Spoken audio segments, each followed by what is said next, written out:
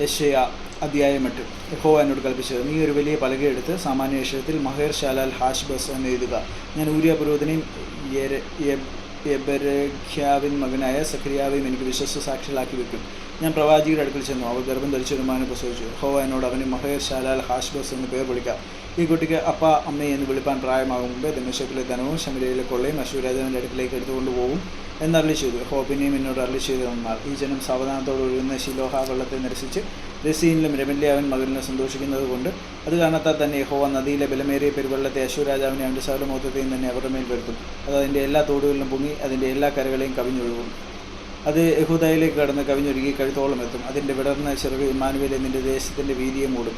ജാതികളെ കലയിപ്പിൻ, തകർന്നു പോകുവിൻ. സകല ദൂരക്കാരുമായുള്ളവരെ ശ്രദ്ധിച്ചുകൊള്ളുവിൻ, അരകെട്ടിക്കൊള്ളുവിൻ. തകർന്നു പോകുവിൻ, അരകെട്ടിക്കൊള്ളുവിൻ, തകർന്നു പോകുവിൻ. കൂടി ആലോചിച്ചുകൊള്ളുവിൻ, അത് നിഷ്ഫലമായി തീരും. കാര്യം പറഞ്ഞുറപ്പിൻ, സാധ്യം ഉണ്ടാകുകയില്ല. ദൈവം ഞങ്ങളോടുകൂടിയുണ്ട്. യഹോവ ബലമുള്ള കൈകൊണ്ട് എന്നെ പിടിച്ചു, എന്നോട് അരുളി ചെയ്തു. ഞാൻ ഈ ജനത്തിൻ്റെ വഴി നടക്കാതിരിക്കേണ്ടതിന് എനിക്ക് ഉപദേശിച്ചു തന്നെന്ന് തോന്നാൽ, ഈ ജനം കൂട്ടുകെട്ട് എന്ന് പറയുന്നതിനൊക്കെ കൂട്ടുകെട്ട് എന്ന് നിങ്ങൾ പറയരുത്. അവർ ഭയപ്പെടുന്നതിന് നിങ്ങൾ ഭയപ്പെടരുത്, ഭ്രമിച്ചു പോവുകയും അരുത്. സൈന്യങ്ങൾ യഹോവയെ ശുദ്ധീകരിപ്പിൻ. അവൻ തന്നെ നിങ്ങളുടെ ഭയവും നിങ്ങളുടെ ഭീതിയുമായിരിക്കട്ടെ. എന്നാൽ അവനൊരു വിശ്വമന്ദിരമായിരിക്കും. എങ്കിലും ഇസ്രായേൽ ഗൃഹത്തിന് രണ്ടിനും അവനൊരു ഇടർച്ചക്കല്ലും തടങ്ങൽ പാറയും മനുഷ്യരെ നിവാസികൾക്ക് ഒരു കുടുക്കും കണിയുമായിരിക്കും. പലരും അതിന്മേൽ തട്ടി വീണ് തകർന്നു പോവുകയും കണിയിൽ കുടുങ്ങി പിടിപെടുകയും ചെയ്യും. സാക്ഷ്യം പൊതിഞ്ഞു കെട്ടുക. എൻ്റെ ശിഷ്യന്മാരുടെ ഇടയിൽ ഉപദേശം മുദ്രയിട്ട് വെക്കുക.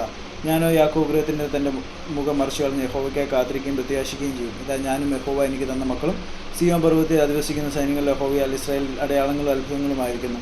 വെളിച്ചപ്പാടന്മാരോട് ചിലക്കുകയും ദിപിക്കുകയും ചെയ്യുന്നവരായ ലക്ഷണവാദികളോടും അരുളപ്പാട് ചോദിക്കുകയും എന്ന് അവർ നിങ്ങളോട് പറയുന്നുവെങ്കിൽ, ജനം തങ്ങളുടെ ദൈവത്തോടല്ലയോ ചോദിക്കേണ്ടത്? ജീവനുള്ളവർക്ക് വേണ്ടി മരിച്ചവരോടോ ചോദിക്കേണ്ടത്?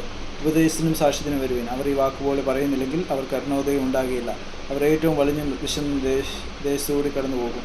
അവർക്ക് വിശക്കുമ്പോൾ അവർ മുഷിഞ്ഞ് തങ്ങളുടെ രാജാവിനെയും തങ്ങളുടെ ദൈവത്തെ ശപിച്ച് മുഖം മേലോട്ട് തിരിക്കും. അവർ ഭൂമിയെ നോക്കുമ്പോൾ കൃഷതയും അന്ധകാരവും സങ്കടമുള്ള തിമിരവും കാണും. കൂരിട്ടിലേക്ക് അവരെ തള്ളിക്കളയും.